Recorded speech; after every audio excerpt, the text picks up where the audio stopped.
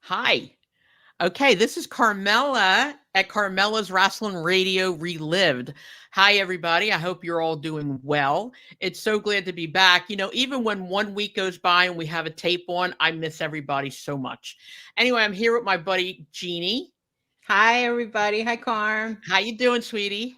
I'm good. How are you? Okay, I'm great right now because we have an excellent guest. We And do. I'm so excited that this man is going to be on this week because he and I go back a million bajillion years ago. And I love him dearly. He is an icon in the WWF. Yes. And we're going to introduce him right now, ladies and gentlemen. If you have any questions, also, when we're done this session, you can email us at 316carmela@gmail.com. And that's Carmela with one L. Ladies and gentlemen, I am so proud to introduce Davey O'Hannon. Yay. Hey, Dave. How I'm are not you? used to that. People used to boo me. Stop it. How are you? It's so good to see you. I'm doing fine. How are you? Good. It's been a long time, actually, what since an we've seen exciting each other. day here, being with the First Lady of Rasslin Radio. Aw, Like that. thank you. Almost before radio was invented. Okay, let's not Okay, get maybe crazy. not. But... Let's not get crazy. I want to And show you real Jeannie, quick. how are you, Jeannie? Good to see I'm you good, also. Davey. Yeah, so good to see you. You look amazing. You really do. Well, thank you. Well, you know what? I tried to download a picture of you. So Oh, see good. if I move my head, that's me. That's you. That's not My me. daughter Oh, drew okay. that. Yeah, that's my logo. My beautiful beautiful daughter, who is an artist, drew that. And I wanted to put a picture of you behind me in the background, but the picture that I copied off the internet, I didn't realize till this morning, are all private. So I could Really? not, I couldn't do it. So I had to just leave it for now. And then I'll have to talk to you later about maybe possibly, getting permission to get one downloaded. Well, you have permission. I didn't know anything I had was private. It is. It's all private. I don't know who Is that right? privatized it. Yeah, but it's private. How does that happen? I think it depends on who took the pictures. Oh, all right. And they may have the option of privatizing themselves. Like, let's say if you had one of your own and you put it up, or maybe if you sent it to me privately, then I could, upload it myself, Okay. But anyway, we want to talk about a lot of stuff here. So I hope you're winded and ready to go or I'm not ready to winded. Okay. So tell us how you got started in wrestling, period. Well, I was a fan. Like a lot of people that were in the business, I started as a fan. I decided I wanted to be a professional wrestler at, I think, around 7 years old. I don't know, when do kids usually get measles? About 3 or 4, maybe. Yeah, because that's when I realized what I wanted to do. I was home from school with the measles, and my family was in the newspaper and magazine business, and in the delivery section of it with the unions. And as a professional courtesy, wherever you lived, if one of the delivery trucks came by, they would leave the newspaper or a magazine. My mom wanted to see Good Housekeeping and women's whatever. And so the guy threw off a package of magazines, and there was a ring boxing magazine in there. And I just took a look at it. I wasn't interested in boxing. But in the back of the old ring boxing magazines was a really small section on professional wrestling. And I looked at it and I said, oh, wait a minute. I think that was what I saw on television a few days ago when I was flipping through. That's when you had to get up and change the channel. So I was probably sick of doing that. I just left it on. And so I just kind of did some simple deduction. I said, well, wait a minute. I like that on television. That's when Ray Morgan was the announcer. Oh, wow. I remember him. Yeah. It was, we're talking about the early 60s. And so I saw that, probably late 50s, actually. I saw that stuff, and I just became a fan. And that's all I was focused on. in high school, I wrestled. I was an athlete in high school, and I went to school in Missouri. I was an amateur. I played football and I wrestled, but it was always a focus on wrestling. And when I was home, I would bug the local promoters. I'd go to a show. My Asbury Park Convention Hall was a great place to go to. My mother and my aunt would take my cousin or a friend of mine and I down to Asbury Park, and they would go to the movies at the Paramount, and we would go to the wrestling matches. So I got to see the guys that I watched on television. And, at some point I started bugging the promoters, Arnold Skolin, Angelo Savoldi, guys like that. I want to be a wrestler. They all said, well, go to college. When you're done, then we'll talk to you. And one night we were leaving Asbury Park, and George Steele was sitting. There was a place called the Wonder Bar, which is actually still there. They had great steak sandwiches. Yeah, we just rode by it not too long ago. But anyway, George Steele was sitting. Was an outside counter at the Wonder Bar, having a steak sandwich and a beer. And as we walked out, my aunt said, "Oh, that's that guy you watch." And we walked over. And at this point, I was probably, a really young teenager. Mm-hmm. And we walked over. I had never gotten an autograph from anybody. I just never asked. And my aunt said, "Ask him for his autograph." So we walked over. My mother was kind of a diminutive little, she was quiet and everything. Kind of out of character for a Caruso. But anyway, we walked over, and George Steele turned around and said, "Well, what do you guys want?" We're talking. And my mother said, "He wants to be a wrestler." Aww. And George Steele leaned over to my mother and said, "Well, I'll tell you what." His exact words were, "There's a little green and white splash up in Michigan called Michigan State.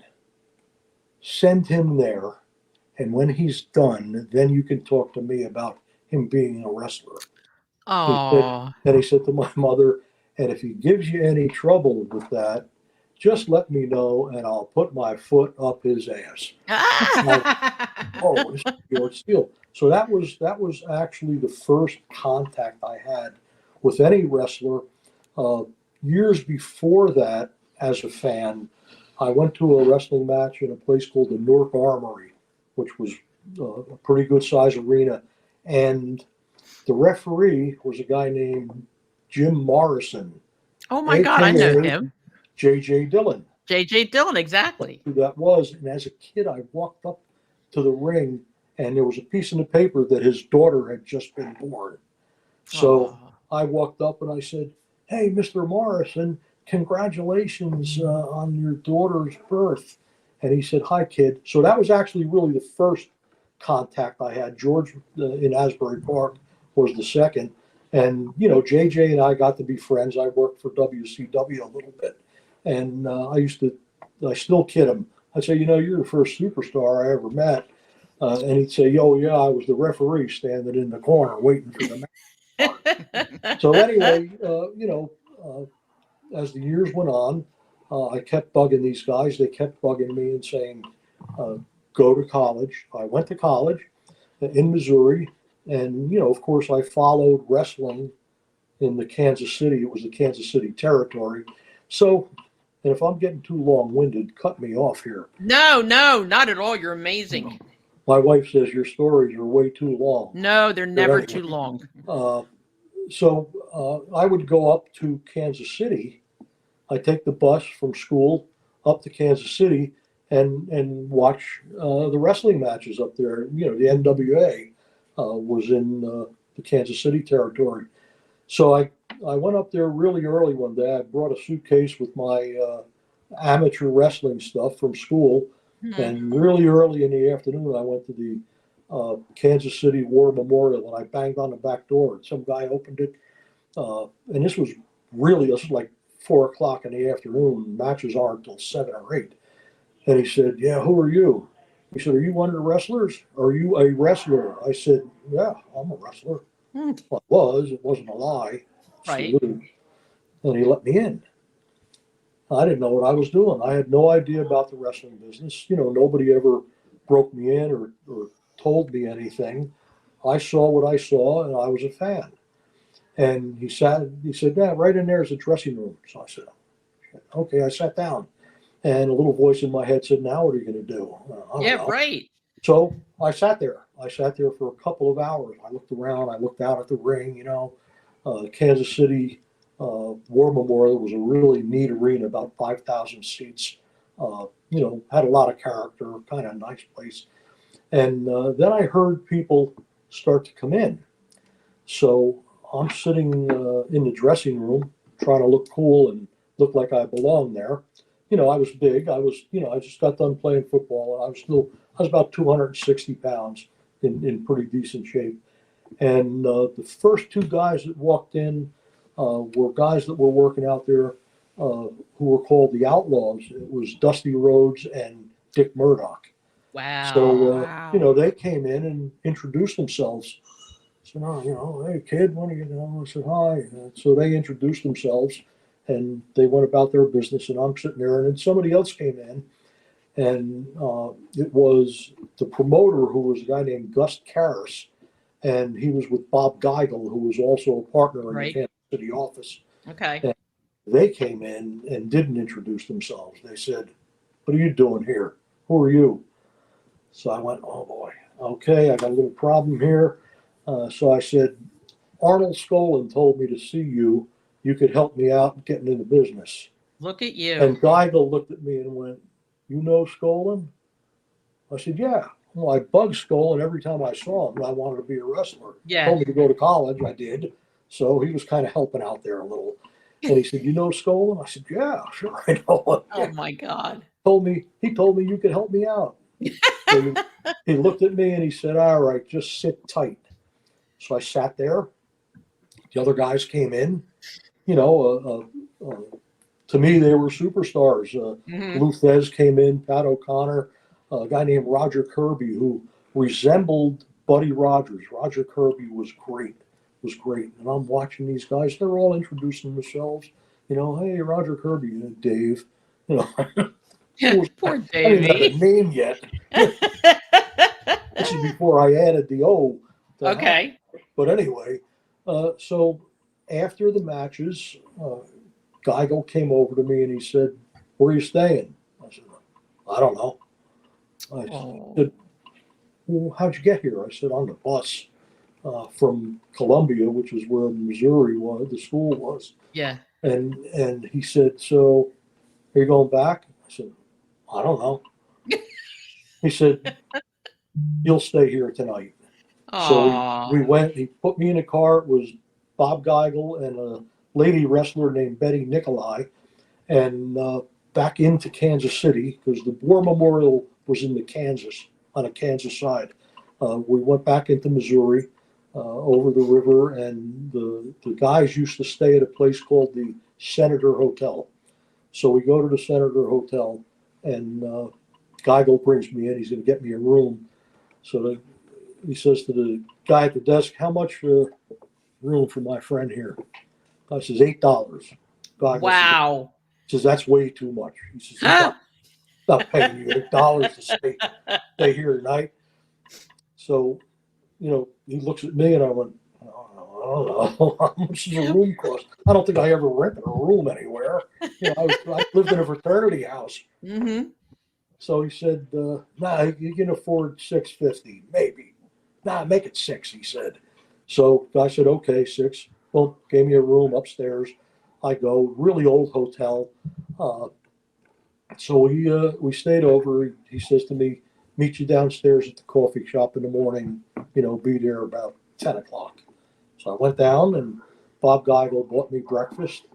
And he said, "So what's the deal here?" He said, "You want to break in?" I said, "Yeah." I said, he said, "Well, you look like you're an athlete." I said, "Well, I was playing football down in Columbia, and I wrestle. I'm an amateur."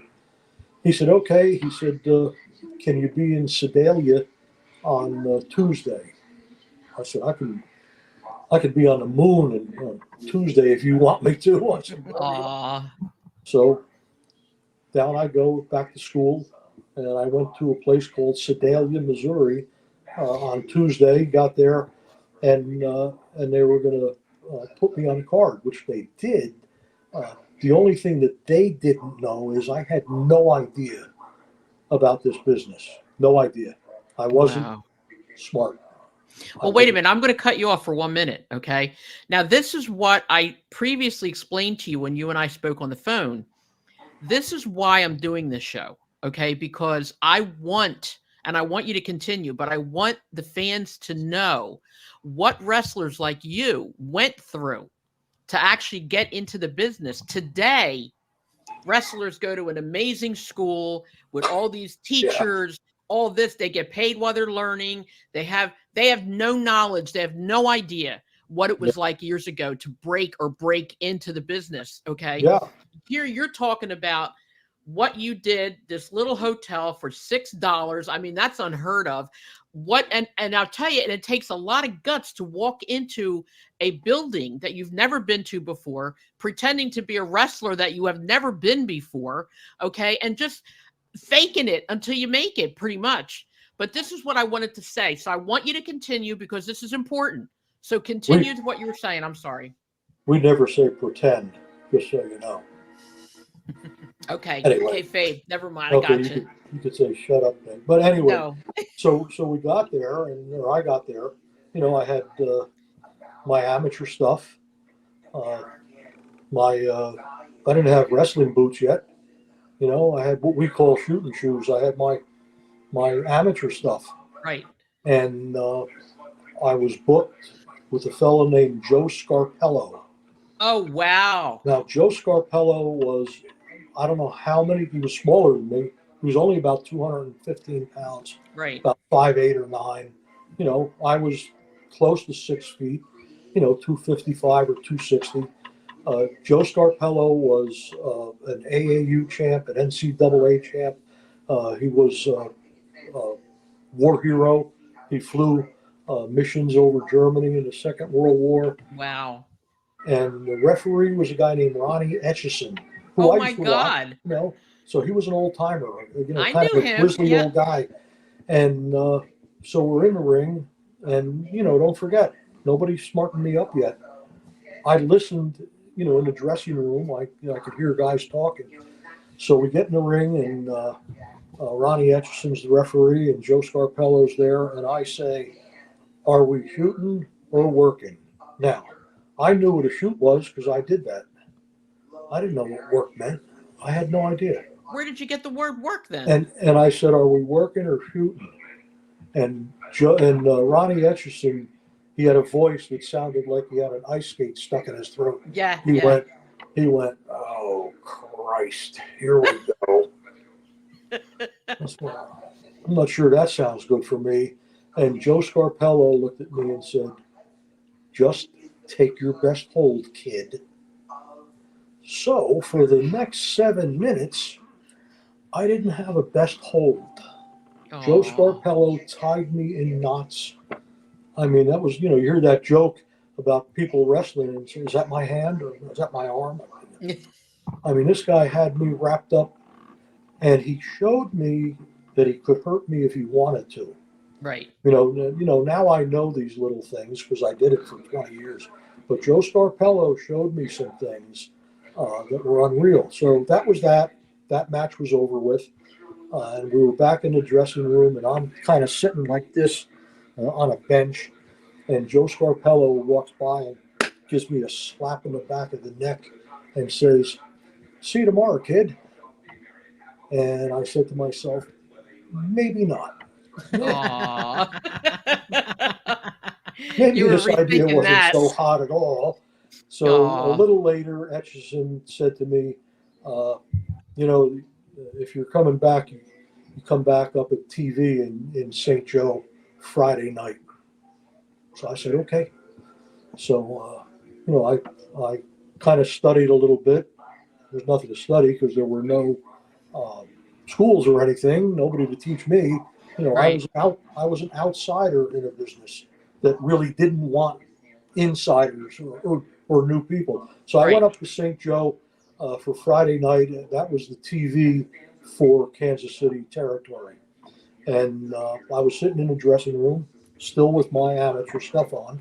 Mm-hmm. And Geigel walked by and he said, "Oh, so you came back, huh?" So I said, "Yes, sir." And he kept away. He said, "Well, you got an easy one tonight." He says, "You're not going to have to know much." He said, "I'll be back in a second." So he says to me, you know who Lou Thez is?" Oh, wow. "Yeah, I kind of know who Lou Thez is. I know who he is." He says, "You're going to work with Lou Thez." Now, Lou Thez was notorious. He was a hooker, and he was, he was great for the wrestling business. So he came over and he said to me, "Hey, kid, Thez." I said, "Hi, Mr. Thez." He said, "Listen, I hear you're a shooter." I said, "Well, I know how to wrestle. That's all." I was smart enough not to try to act like a big shot. Yeah. Or, it's Lou Thez. I could be like minutes from death here. Who knows what's going to happen. So he said, "Listen, kid," he said, I might back you up into the ropes and give you a slap in the face." Okay. Well, one thing I knew from being in sports is you don't let anybody do that. I'd rather have you punch me in the nose or something. Right. So I looked right at him and I said, "No, Mr. Thez," I said, "if you slap me in the face, I'm going to slap you right back." Good And for you. he just smirked and he shook his head. He walked away. And a little while later, I was doing Kansas City TV with Lou Thez. And, I never got slapped. He was doing a little test in the dressing room because they wanted to see what kind of attitude new guys had. Right. If you were Right. going to be respectful and if you were going to protect our business, they wanted to know that. If not, then you may not have gone too much further than your first couple of matches Exactly. before somebody lit you up. So we worked. Fez showed me that he could hurt me. The difference in Joe Scarpello and Lou Thez is Joe Scarpello is a very dangerous, or was a very dangerous, nice guy. Lou Thez was a very dangerous, not so nice guy sometimes. Yeah. But Okay. he was, later in my career, I appreciated Lou Thez, and we talked about that. So Right. the next night, to shorten this volume up here, the next night they sent me to Waterloo, Iowa, and I worked with Danny Hodge. Holy I crap. heard of him. Yep. Danny Hodge, you've heard of the Heisman Trophy in football?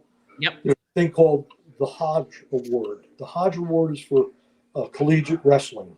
Right. Danny Hodge was never, ever taken off his feet or scored upon as an amateur wrestler. Wow. Wow. Or scored upon. That's if you crazy. wrestled Danny Hodge, you didn't get a point for getting behind him, or you didn't get 2 points for taking him down. You just didn't do that. It didn't happen. Wow. So that was my first three. School break came. I came home to New Jersey, and I went to the Asbury Park Convention Hall to a wrestling match. By now I could drive. I could take myself down there. I went down, and I looked up Arnold Skolin. I said, "Hey, Mr. Skolin, Remember me? He said, "Yeah, I remember you." He said, "Did you go to college?" I said, "Yeah, I'm actually there now." I said, "But you know what?" I said, "I've been working for Bob Geigel out in Missouri." He said, "You've been working for Geigel?" I said, "Yeah." He went, "Oh, all right. So you're in?" Of course I'm in. I was Aw. smart. I didn't know anything. I know zero about the business. Didn't know what we talked about. Didn't know what we did in the ring. They had me with three guys that were really good shooters, which was okay for me because I could still wrestle then. If I was with a guy that just worked, he might have said, "Whoa, what the hell are you doing?" So saw Skull and he said, "Well, I'll tell you what, kid, we do TV. in Philadelphia Tuesday night. So this was, I think it was early 1972. So I go to TV in Philadelphia at the old Philadelphia Arena. Skolin says to me, "Are you a heel or a baby?" I went, "I don't know. I'm figuring it out. Heel, oh, must be a bad guy. A baby must be, the other guy." So I The I other didn't know guy. I didn't know what was going on there.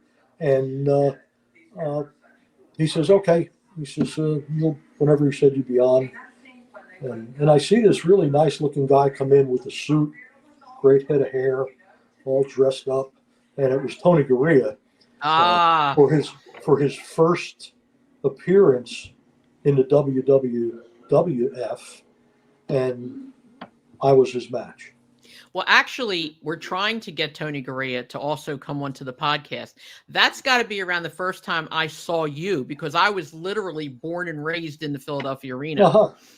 So I was there since I was 6 years old. As I had said to you, my parents were heavily involved years ago. So that was your entrance. And I could just see when you said Arnold Skolin, because we were real good friends with him and his wife, Betty. Yeah. I mean, if I could just see Arnold with his big cigar all the time out of his mouth. Well, and he talked like that. What the people didn't realize, not only did he have a cigar, he had a big thing of chew on this side. Yeah. And he could take a drink of whatever. Right in the middle.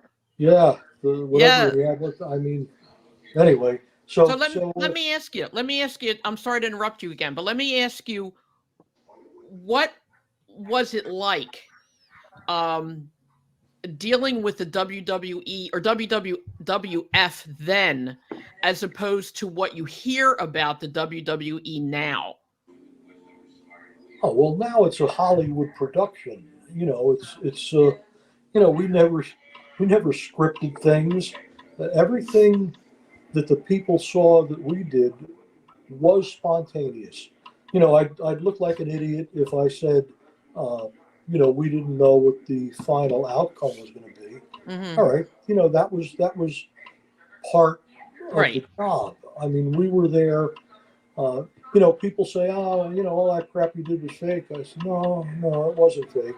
And depending on how somebody says that it depends on what kind of answer they get. Exactly. But if somebody I weighed 250 pounds. If somebody picked me up and slammed me, I always landed, and it hurt. Yeah, I bet. I was what was known in the business as a close worker. So when I hit somebody, I didn't punch somebody in the face and knock their teeth out, or break their nose. But if I used my forearm, I really used it, and I laid it in really heavy. Okay. Greg Valentine's like that. Boy, he gives you a lung crusher. Oh yeah. But so that's what I did. All the stuff that the people saw was really happening.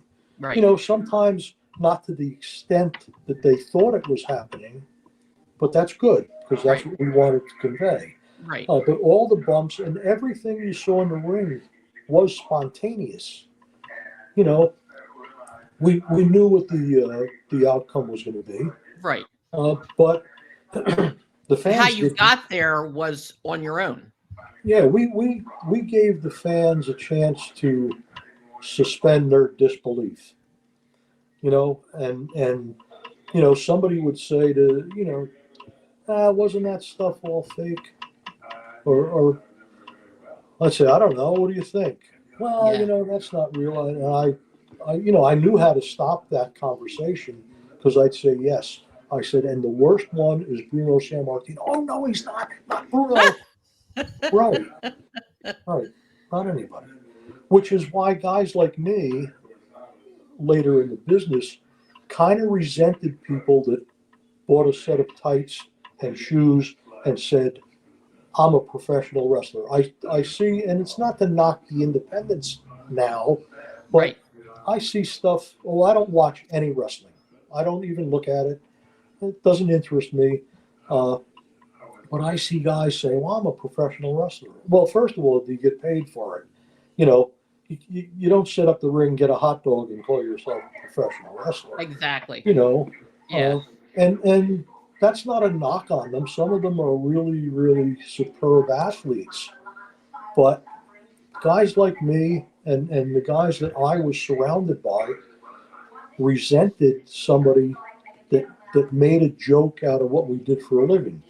And Exactly. if you didn't protect the business that you were in, then that made a joke out of it. And that's how somebody got hurt in the ring. That's how we would kind of police our little world, and if somebody there, I did it. I wasn't a tough guy, but I could take care of myself. And there were people that would get in the ring. I worked with a guy, and we're not going to say his name, in Washington in the Cap Center one night. And Monsoon, Gino, was the agent for the night. Right. And this guy had no business in a wrestling ring. He clearly was not an athlete. He definitely wasn't a wrestler, any kind. And Gino said to me, he says, "You're working with him. You're on third." He said, "No more than 2 minutes." I said, Gino, I feel bad glomming this guy. We called it a guzzle or a glom. He said, "Well, I'll tell you what."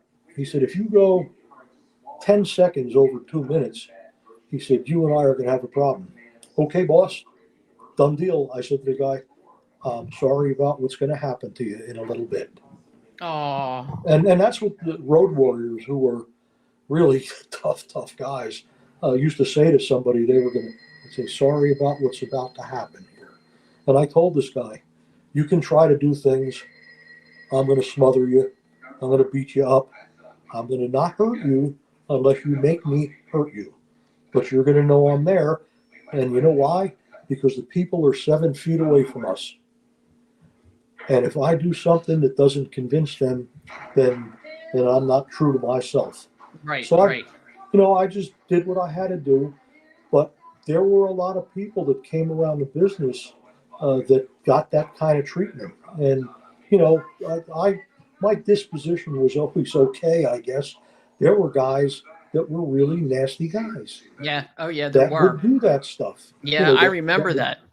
Yeah, there were guys, and so that's how I kind of evolved in the business. I never got broken in. And that first night with Tony Gurria, we used to go up in the back in the old Philadelphia arena. We could sit and watch. Yeah. So Yeah. the best way to learn was for me to watch. And I was watching, and a guy named Don Jardine, who was the spoiler, was sitting behind me. And he tapped me on the shoulder, and he said, "Hey, kid," he said, "Yeah, I see you work European style sometimes." Jeez, what the hell is European style? It's something else I'm going to learn here today. So he said, "Yeah, I saw you grab him on the wrong side." I went, "Ah." See, a lot of people don't notice that we all worked on the left side. That's what you did. Don't See, ask me why. that's Know. important. No idea. Yeah. Yeah, a lot of people have a lot to learn from what you're saying today. Oh my Okay. God. Yeah. I mean, if we were in a ring and a new guy grabbed my right arm, I took his hand and I put it on my left arm. Okay. We changed it. Yep. So I said, "Oh yeah, sometimes I do that." And Jardine walked away, and I went, "Oh, I better watch these guys and see what's going on here." And I looked, and I said, "Oh, sure enough, they're all working On the I didn't left. know what work was, but yeah, Yeah. they're all doing that. And other guys would say to you, "Oh, easy, lighten up a little bit." Like, "No, hold on." Yeah, take it easy. Yeah, I had one guy say, "Do I owe you money?" I said, "No, why?" "Because you're killing me. That's why." Okay, now another question I have. Now, you and I spoke about this in a couple of weeks. Well, yeah, June. Actually, we're doing a big weekend on June 15th because the next day is my birthday, so I'm taking it. We're doing a big show just on Dominic DeNucci. I know I told you this. I would be honored beyond belief if you could be one of the people that would come back that day. Well, yeah, If you're available. It would be my pleasure. I'm actually sitting up in our loft right now at my desk, but if I look this way, and I don't want to move this little thing because I'll mess it up again. But Right there is a really neat portrait of Dominic. Oh, I would Oh. love to see it when even if you could maybe have somebody take a picture of it and send it to me. I'll have my If wife it, take a picture. yeah, 'Cause I don't know where my well, cell. tell Kathy thank you so much. Give her my number, but if you don't mind, and I want your permission, of course, maybe I can put it up on the screen when we Oh do the yeah, Dominic. yeah. It's a really nice. It's a picture of Dominic way back when he was Yeah. wrestling, and a more recent picture of him. Well, I have his daughter's permission, okay, to do the show. I may, from what I'm hearing, all the people that actually want to do this, I may have it on 2 different episodes where I'll have like 2 or 3 people one time and 2 or 3 Mhm. people the next time. But I'm not trying to drift away from what you're saying. The reason I brought this up is because That's all I right. wanted to ask you, how did you meet Dominic DeNucci, and what was it like working with him? When I met Dominic, Yeah. well, I met Dominic. I might have the town wrong. I was into the business a little more by then, and he was working for, was it the NWF up in, or the IW? I think it was called the NWF. Anyway, I wound up there. So it was either in Buffalo, Rochester, Utica, one of those New Okay. York, Western New York towns. And how I got myself booked up there, I did. So anyway, I was going up to work a little while for Pedro Martinez, who was the promoter at the time. Right. The owner of the association was a guy named Eddie Einhorn, who owned the Chicago White Sox. So this was a real live threat to the other big promotions, NWA, WWF. So I gave it a try. Up there was Johnny Powers, Dominic, Ernie Ladd, Bulldog Brower. They had Oh, really wow. substantial guys. Yeah. So I went up there, and I was working, and I was still relatively new kid in the business. So I learned to keep my mouth shut, and I watched. And if you were a decent guy, somebody would watch your match, and then after, we have an expression. Do you mind if I give you some constructive criticism? If you said, no, I'm all right, then you were an asshole and you didn't get any more help. Yeah. But, the right answer was sure.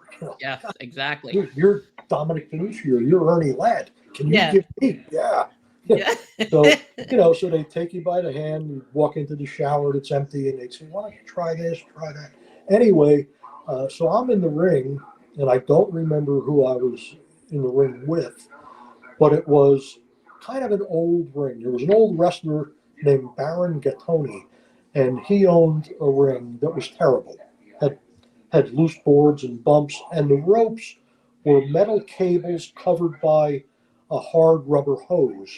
Wow. And they were really kind Oh of my God. and slippery. So anyway, I don't know. I went back into the ropes, and since I was new, I wasn't thinking, and I went back like this instead Right. of like that.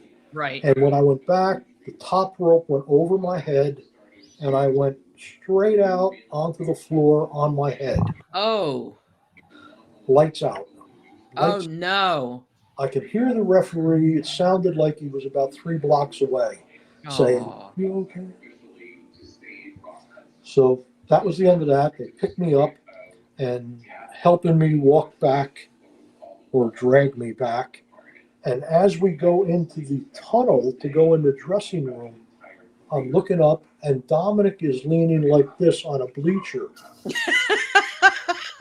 I'm sorry, I don't mean to laugh. I but can picture him that's doing exactly that. what Oh he my always God. did. It was So always if you like, think that was a laugh, here's Go the ahead. next one. okay. As we go by, I hear, "Did you hurt yourself, kid?"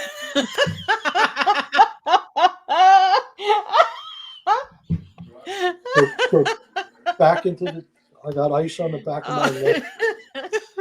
About half an hour later, I can finally stand up on my Oh own. my God. I stand up and I walk into the main dressing room, and here's all the guys who's playing cards, who's sitting there. And I see Dominic, and I walked over and I said, "Excuse me, this is you." I said, "Did you just ask me if I hurt myself?" He says, yeah. He says, you gonna hurt the kid? He says, you don't do that no more. He says, that's not how you do that. That's how I met Dominic. Oh my About the heat God. from the What a region. story, Davey. Oh my God. And then, you know, more than 45 years, Oh my we God. were close friends, close enough that Dominic, you know, babysat our kids, and you know, there's a million kid stories with Dominic. He was truly part of our family. You Yeah, know, same and with us. Yep. I worked with him in the ring a zillion times. You know, yeah, he was just a really close friend, and you know, luckily, uh, when he was getting ready to stop wrestling, uh, I was a union official for the newspaper drivers union Yeah. in Yeah. New York and New Jersey and Connecticut and everything. And I said to him, "Do you want to get out?" He said, "Yep." And so I was able to do something, and he worked for one of the New York Times companies. Oh yeah, he used to, if I'm not mistaken, some of that, or at least a lot of that, was in Edison, New Jersey. Yeah. And he used to come see me. Well, I told you that he stayed at my house numerous times, and to me, he was family, because I told you when my father Right. abandoned me, you know, Dominic walked right in, and actually, Jeannie right here was went to his school. Well, we all went to his school. We went to visit him and Janine, and we went to his school, and he threw her in the ring to get knocked around a little bit by a few guys, and Oh, then that's she a was great his idea. valet. Yeah. Yeah, tell him about that, Jeannie, about being his About this. valet. Oh, the The valet. Yeah. school, the valet, the whole thing. Yeah. No, we went up there to visit, and we were watching them just, training the new guys and everything. It was really cool. And then when they were finished, he looked at me and he was like, "Hey, kid," because everybody's named Kid. Yeah, "Hey, yeah. kid, get in the ring." No. He's like, "Get in the ring." Got in the ring, and he told one of the students, suplex her. And he said, not a standing suplex, a snap suplex. And I thought, oh my God, I'm going to go home with a dislocated something, and I knew how to get into the hold, and I did it. I screamed as I went over, and I thought it was like the best thing ever. I'm like, okay, this was great. And I knew what he was doing, because he wanted to train me. He always said he wanted to train me Yeah. to be a wrestler. And I was not having any of that. Yeah, I mean, I you're smart wanted enough it, not to but do women that. were, Yeah. I'm like, I don't need that kind of hassle in my life. But, and he's like, "You did it wrong. Do it again." And I said, "Dominic, what did I do wrong? I went up, I went over, I landed on my back. What?" And he said, "You landed with your legs straight out. You got to land with your feet touch first, or you're going to have back problems. Do it again." And I said, "Dominic, I love you. I'm not going to sue you. It's okay. I'm okay. I'm not hurt." He's like, he wouldn't let me. Did it again, landed with my knees bent, so my feet hit first. Then later that night, he had a show with all of his students on it, but the main event was him against Larry Zbyszko. And I valeted for Larry Zbyszko, and that was awesome. That was awesome. The funny thing is she had told him earlier she has very sensitive scalp. Yeah. Okay, because I used to always cut her hair, and Dominic, of course, the first thing he does is go grab her by the hair, Grabs me and by- just pulled her. It was Yeah. so funny. She's screaming outside. I guess he wanted a real response from her, so he just pulled her hair. Yeah. And it was so funny. But I think, if I'm not mistaken, that's right around the time I met you as well, when Dominic came into our lives. He like I said, he just became family instantly. And he did so much for me. And it was funny because, like I said, he became like a dad to me, because I was dating wrestlers and stuff, and he would yell at me and he'd say, "No, I don't like him. Stop it. Get out of here, son of a bitch. I don't like him," Yep. But of course I didn't listen, and he was right 99% of the time. He was really right. But anyway, like I said, he is, and in my heart will always will be one of the most amazing people I've ever met in my life. And every time he would come see you and I found out about it and he didn't call me, I wanted to choke him, because he would say, "Oh, I go see a Dave." I said, "What about me?" "I see you another time." Yeah. I said, what the hell? I said, I could drive right over there. And Yeah. he's like, no, I see you another time. Yeah, well, And Dominic he actually lived with us a couple of times when he was transitioning back and forth. And, right. Pittsburgh was a long ride, when he was in the process of getting his apartment in New Jersey, Hmm. because he worked for one of the New York Times New Jersey companies. Right. So I said, don't go find a motel. Our house is big enough. Stay here. Yeah. Stay here. And he did, and my kids grew up with Dominic around. With Dominic, he used to sit and braid my daughter's hair. Oh, yeah. God The- bless him. yeah, our first house had a very long backyard with woods in the back, and I think I was still traveling when Dominic was kind of transitioning. Either I was at a reunion official, but that was on the road also. And when we got in the house, I said, "Listen, I got to get a shed in the back here." He says, "Are we going to build one?" I said, "Well," I said, "Listen," I said, "you got to understand that cordless tools are made so I can get hurt more than 25 feet from an outlet." I said, "I'm not really that handy with things." So he says, "Don't worry, we'll do something." I was doing what I was doing. I think I was in a negotiation for a couple of days with one of the newspapers. And I came home and he started to build a shed in my backyard, all the way down in back. And, this went on. It was probably summertime. My son, my oldest son, was probably 4 years old or 5 years old, Mhm. and he would hang with Uncle Dominic all day. Yeah. And my wife and I are in the kitchen, and Dominic and David are walking from the shed woods area up toward the house, and my wife says, "What's that in David's mouth?" I said, "I don't know. I can't see it." Dominic's got him by the hand. Got a little closer. It was one of the De Nobile cigars. Dominic had one and David had one. It wasn't lit, but Yeah. neither one was lit because Dominic usually didn't like them. So he had the cigar in his mouth. And Kathy went, "Get that thing out of his mouth." Dominic says, "It's okay." He says, it's a no lit. Get that out of your mouth. So my son still talks about that. Still talks about that. Uh, yeah, my kids were just used to having him around. Yeah. When our youngest son was born, he was born with a cleft palate, not a outside, but in his soft Inside. palate, and he couldn't uh, uh, take a baby Take the bottle. bottle. Yep. Yep. Everything he just couldn't do it. Right. And the only person that was successful feeding him was Dominic. So you'd go in our house and Dominic would sit for hours with the baby bottle. But Aw. that was that life. My kids were used to that.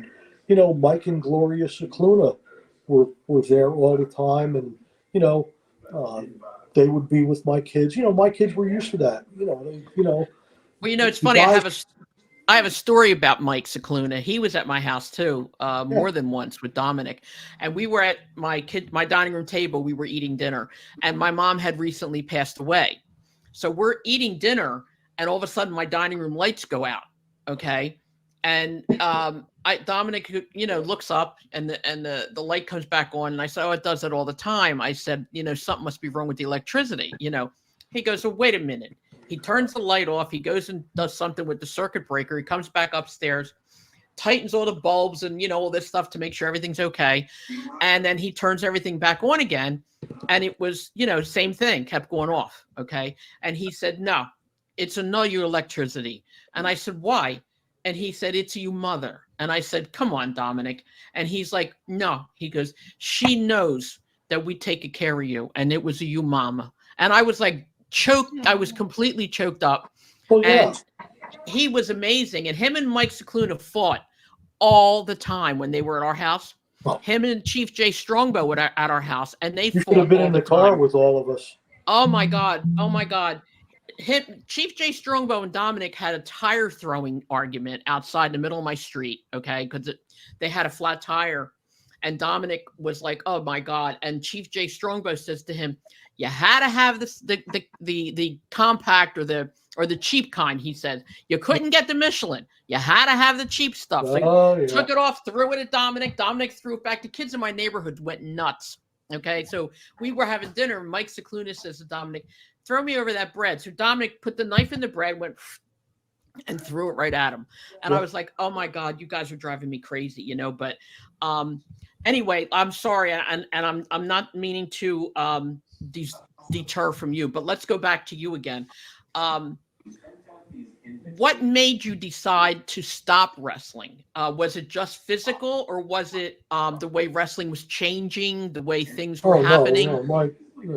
My night ended in the ring with a completely ruptured and spaghettied Achilles tendon. It blew up, and that was it. You know, back then, an Achilles tendon was a career-ending injury, and you know, I went right from the arena to an emergency room, and the doctor in the emergency room said, "You're done. You're done." You know, when we took my wrestling boot off, my foot went whoop like that, and that was it. You know, 2 days later, I had, you know, that's a big surgery. Yeah. I had the Achilles tendon reattached. They had to take a piece of tendon from my instep to attach because it's spaghettied instead of just tore it. Boom, went back up into my calf. So they had to hook it, pull it down, and graft a piece of tendon in there. And I had a cast up to my crotch, a bent leg cast, which is even more uncomfortable, for 5.5 months. Wow. Yeah. So you know, that was it. That was it. And the Achilles is also a psychological injury because you always worry about it. Is it going to happen again? You know, you're really careful about how you walk, how you step. It's an audible injury. I heard it when I could still hear. I heard it happen in the ring, and it feels like it's a dull. It's like somebody punched you in the back of the leg. And I was in a tag match actually. The guys on the other side was Tommy Dreamer and Ted Petty, who was the Cheetah Kid. Oh wow, yeah, Tommy Dreamer was no slouch either. And I do not remember who my partner was. I really don't. But I was in with Ted Petty, and I had just slammed him, and I stepped over so I could get onto his left side, and that's when it exploded. And I grabbed him, and I said, "What'd you do?" He said, "What did I do to what?" I said, "What'd you do to my leg, man?" He said, "I didn't touch you." So I was close to our corner. I tagged out. I got out there, and I did some simple deduction. I said, "Let's see. I know where my quadricep is, and I know where my cancer is. That's Achilles tendon." I said, "I hope I just tore it a little bit." But, you know, in 20 years, I was never on a stretcher. And I said, "Well, we're not doing that now. Just walk me out of here." And they do a thing called the Thompson test, which is how to test for a messed up Achilles. And we tested that in the dressing room. And the guy said, "Ambulance." The doctor in there said, and I said, "No, I don't want the ambulance." He said, "You don't do those right away. They can infect. And then you got a bigger problem." Do you remember how long ago that was, Davey? What's that? I'm sorry. Do you remember how long ago that was? It was either the end of 1989 or right at the beginning of 1990. Jeez. So anyway, you know, ambulance to the arena. Actually, that night, my wife and 2 of my kids, our youngest wasn't born yet, came to the matches. Oh my God. Mike Cicluna was done wrestling. Mike was actually working in the New York Times at the time. Right. So Mike came to the hospital with me. I think my wife and the kids did, but they left. You know, I said, "Can't stay here." I mean, we were, you know, not close to home. So they went home, and you know, sure enough, next day I was at the orthopedic surgeon, and he said, "Well, we got to fix this." And I said, "All right, when do you want to schedule?" He said, "Tomorrow." I said, Wow. I don't want to do that. He said, well, yeah, you have to do that. So, That's so I got a sick. messed up Achilles tendon, and, Poor thing. and it doesn't end right after the surgery. No, it doesn't. Does it still bother you ever now? But that doesn't bother me too much, although, the surgery was successful, except when he sutured to close it up, he went a little too deep. And when I bend my leg or my foot, you could see the skin on the outside is attached to the Achilles, so it kind of puckers. And a little while after I got the cast off, I was putting a sock on, and something pinched me. And I said to my wife, "Go, take a look at this." And there was a little piece of wire popping out of the back of my Achilles, and it was some of the grafting wire had come through the skin. Oh. So I called the doctor. Next day I drove over, and I said, "I'm kind of messed up here. My sock is catching on this piece of." Oh, okay. He said, "Well, we're going to fix that. Lay on your stomach, lay down flat." And I see him getting the tools out. I said, "Oh, time out there, Doc." I said, "Are we going to do something so I don't know what you're doing?" Yeah. He said, "No, this shouldn't be too bad."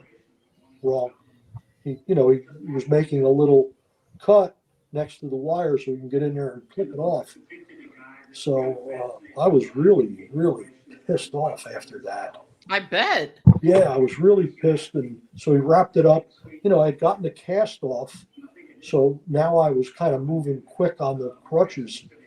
And I was really not in a good mood after that. I didn't like the doctor anyway.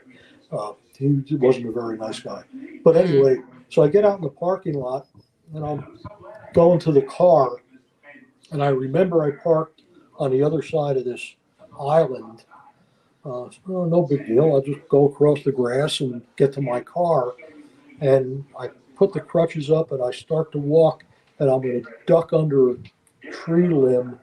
But I didn't duck quite far enough, and the tree limb smashes me. Oh my God. It splits open my head up here. Davey. So I got some napkins in the car, and I'm saying all kinds of really neat words to myself. So I drive home like this. I drive home, I pull in the driveway, and it was summertime. My wife is outside. Or no, she's by the door, and I get out, and I'm getting myself on a driveway with the crutches, and there's blood on my shirt and in my hair and on my face.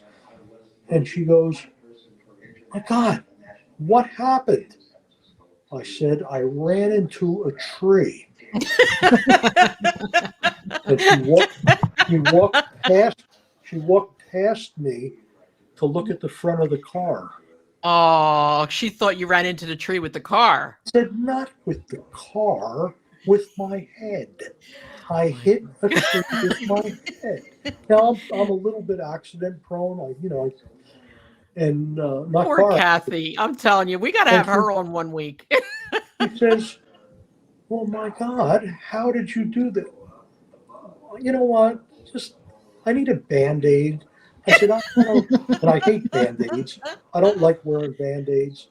So I said, I'm not going to explain it right now. I said, you are too funny. Let's get cleaned up here a little bit. So she cleaned up. She says, "Well, I think there's a piece of bark stuck in your scalp." Okay. Oh my God. Pull it out, clean it up. That was that. So that's how it ended.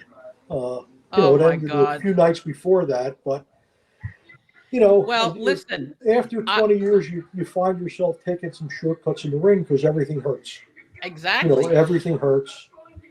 I never wrestled, and I know how to wrestle. I've never actually wrestled, but I mean, I find myself taking shortcuts all the time because of the pain. But let me cut you off right here because I'm going to pull Brian back on for a minute. I'm asking you now in front of everybody because I'm telling you right now, everybody's got to be beside themselves listening to you. When we had Tom Brandy on, not only did Tom Brandy say, "Oh, we just hit the top of the iceberg," I'm sure that we only hit the top of the iceberg with you. So I'm going to ask you here and put you on the spot and ask you if you wouldn't mind, please, coming back again. Oh, nothing doing. We tried. Yeah, well, yeah, of course. You know you do it for us. That goes without saying. I love you, Davey. You are an amazing. God bless you. You're an amazing Well, man. I could listen to you all day. Oh my God. It's amazing. You handled this whole hour literally. I have never had anybody keep me quiet this long. Wow, that's the goal. Well, listen, We didn't even get a chance to talk about our friendship. I'm pretty flattered that you would even consider having me here. You know, I'm like, for lack of a better description, I'm a nobody in the wrestling business. You know, I was surrounded by legends. You know, I'm certainly not one. I got lucky. I worked territories all over. You know, I went overseas, but you know, I was surrounded by the Brunos and Dominics and Mike Ciclunas and Strongbow and I mean, all these other guys. You know, were around me, so I kind of was lucky to be in the wrestling business when a lot of the guys I watched as a kid were still active. So yeah, but don't ever let me hear you say again that you were nobody, because I will smack you. Yeah. I will. Right here. Yeah, right me too. here. Yeah. Right there. And yeah, you will get slapped. Yep. By this both time. of us. You will get slapped, because a lot of people who may not know or whatever, but you work like Tom Brandi, Larry Winters. There were so many people that like you influenced and helped and you know, did so many great things. And one thing I'm so excited about you being on the show, and I can't wait to do the Dominic show, is I don't feel that you or Dominic ever get the recognition that you really deserve. Amen. And earned. Amen. And well, earned. thank you. That's very flattering. And you mentioned Larry Winters and Tom Brandi. I was lucky. I got to go to the territories, and a few places they treated me very well. If Tom Brandi or Larry Winters ever went to the territories, the NWA places that I went, they would have been superstars. They would have been world champions. And I know that because I was in the business. So people, I see people that can comment on it, but I was there. Those two guys are the gold standard in our business. Well, I'll tell you, I'm sorry, Jeannie, go ahead. No, I was just agreeing. No, you were one of the speakers at the wrestling tribute that they had for Larry Winters when he passed away. I think that was amazing. I think that you know, I'm going to tell you something. I admire and I love Dominic DeNucci so much. And if Dominic DeNucci told me today, okay, to trust Jack the Ripper, I would. Dominic spoke so highly of you. I swear, everything was Davey this, Davey this, Davey this, Davey this, and he thought so highly of you. And and my being friends with you all these years, I have learned that you are an incredible man. You have never, ever, that I know of, ever been inappropriate with anybody, especially not me. And you have always been kind, concerned. You've always been a smart person. You've always been a gentle person, always been willing to help. And I got to tell you, and I think the people need to hear this because they don't know anything today about Seth Rollins, Roman Reigns, any of them, the bloodline, whatever. They don't know anything about these people except what they read. They never had the ability or the honor to get to know any of the wrestlers like we did. And I got to tell you, I would not have given up anything that I learned, that I saw, that I experienced for all the tea in China. And I have to thank you for that. Well, thank you. It meant the world to me. If you can repeat that, I'm going to call my wife up here. Yeah, call Kathy in so we can say hi to her. I'd love to see her. Is she there? He might think I'm still a heel, you know. Nah, never. Well, the next time you come on, Davey, I definitely want to get into your match with Johnny Rodz. Oh, which one? I wrestled Johnny Rodz about 500,000 times. Well, okay, so your wrestling matches with Johnny Rodz, because from I have to look them up if there's any. But apparently, like, they were amazing. And Wait a minute. How about if we do this? Johnny's a master. Johnny is. Yeah. How about if we do this, Dave? You get a hold of Johnny, and we have a Davey O'Hannon Johnny Rod show. How's that? Yeah, I'm actually gonna talk to him later today because perfect. I sent him a note. I missed his birthday because we were having our Comcast cable fight going on for 2 days here. But yeah, I talk to Johnny all the time. The 16th was his birthday. Okay.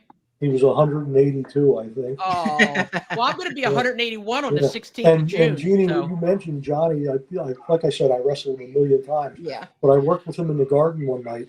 We did 30 minutes.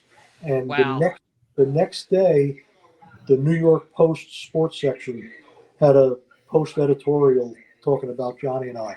So how about we talk about that one then? That was neat. All right, neat. We'll do that one. And tell Johnny. Well, we're working on June now. We have been blessed enough to have people, thank God, for the next couple of weeks lined up. So we're working on June. So any Saturday that you think you and Johnny can get together with us on June, let me know. I'm right here. And I'm going to ask you to hold on for 1 minute. Brian, did you have anything you wanted to add to this? I did. He was talking about grabbing which arm to grab. We went to, I used to manage 2 tag teams, and when I say manage, I would get them shows and we would wrestle each other because we wouldn't trust people. We wouldn't actually trust the other people that were at shows. But one night we walked through the door and they put one team against some other guys and the other team against the other guys. And the first thing they did in the match was grab the wrong arm. Oh, yeah. And it's just typical training. You could tell when someone's trained wrong. I guess I would say it that way. But what I had to explain to them why you grab the left hand. I'm going to tell you my explanation is that, 95% of the world is right-handed. So you want the worker to have his right hand free so he can do moves. Is that the way you would explain it to a rookie or somebody? Yeah, I mean, exactly what you're talking about here, and that's one of the things that turns guys like me off to this independent stuff we're seeing. I got invited up a few months ago. Well, I guess it was last summer. I promised myself a long time ago I would never let professional wrestling cost me 5 cents anymore. So, because it's you guys, I'm here doing this. And I'm flattered by it. By the way, we didn't charge you anything, Davey, to come on. But if I go somewhere, I just had a guy, a really nice guy, say to me, "Geez, can you come over? I think to Williamstown, which is not that far a ride for me." He said, "Can you come over to Williamstown? We're doing something, blah blah blah, and we'll give you a table, and you could bring pictures, and whatever you make on the pictures." Right. Well, thanks very much. So I can bring the pictures and then I can keep the money that if I sell a picture. But what I don't do ever is go somewhere and hope I sell a picture. Right. I'm just not doing that. Because when I started, we never sold pictures. Right. Wow. If someone asked you for a picture, you were flattered that they would want a picture. Sure. So we all had pictures made. Here you go. The Memphis promotion was built on people selling pictures on the gimmicks table. So that's all they did was sell photographs. So so I do not do that. But what you're talking about, you go into the shows now. So I got invited up there, and I didn't go up to sell pictures. I said to the guy, "Listen, it's not too bad a ride for me. Here's the price. This is what I'll do. When I get there, you tell me what you want me to do.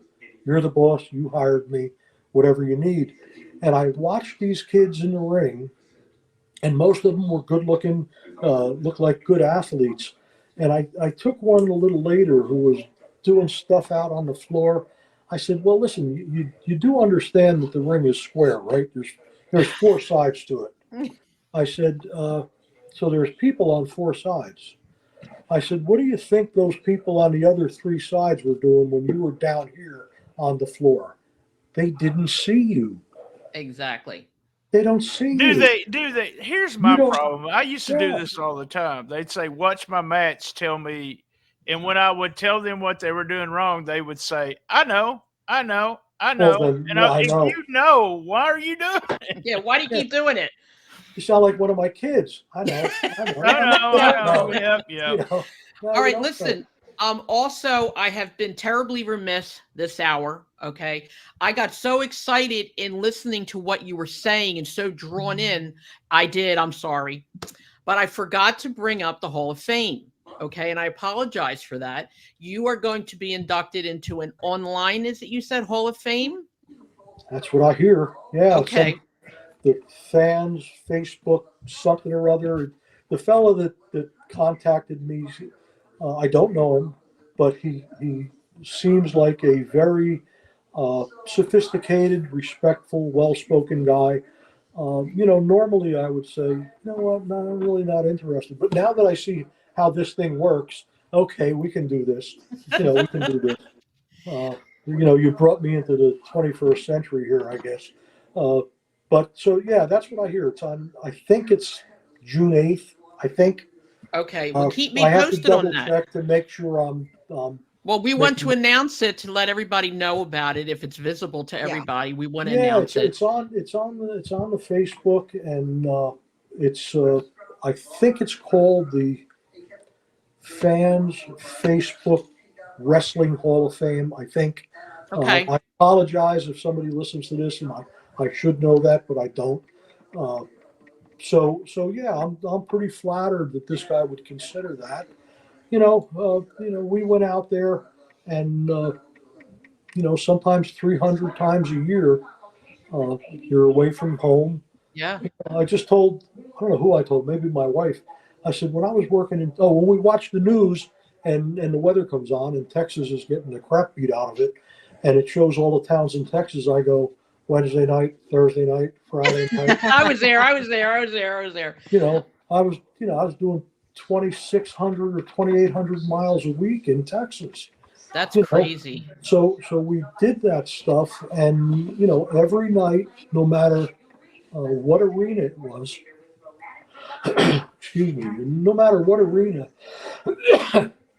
if we worked in the Garden in New York or the Spectrum, or there's a poster right there, the Hereford Bull Barn in Hereford, Texas. I gave the fans the exact same product they got in the Garden or the Hereford Bull Barn. And that's the important thing, because a lot of wrestlers don't do that. Yeah, because we were there to, I hate to say entertain, wrestle in front of the people and make the people believe. And we made the people believe because we believed in what we were doing. Exactly. And I always thought to myself, well, you know what? Somebody might have put their dollars away for a month so they could go to the wrestling show with their family. And if I got in that ring, and the first thing I did, here's one for you, Brian. Do you ever see this? The first thing you do is hop up on the second rope and look at the people. Why does everybody have to hop up on it? Aren't you thinking about? Randy Orton started that. These guys grew up watching. They emulate. I say emulate is, I'm trying to be nice, really, but they're wanting to copy or do. And I interview a lot of these young guys who work for Memphis Wrestling now, and I'm 57, so there's so much younger than me. When we start talking about wrestling, they start talking about, do you remember the Attitude Era? Do you remember Randy? When that got started, not anything that we remember. So. Yeah. Exactly.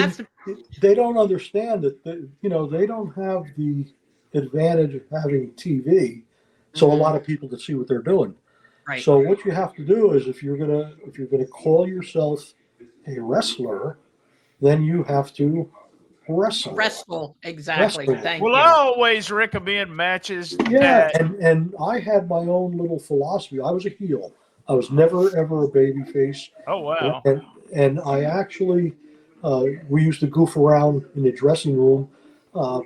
Johnny Rods was a pretty good heel. And I used to say to him, not tonight. I'm gonna make you a babyface.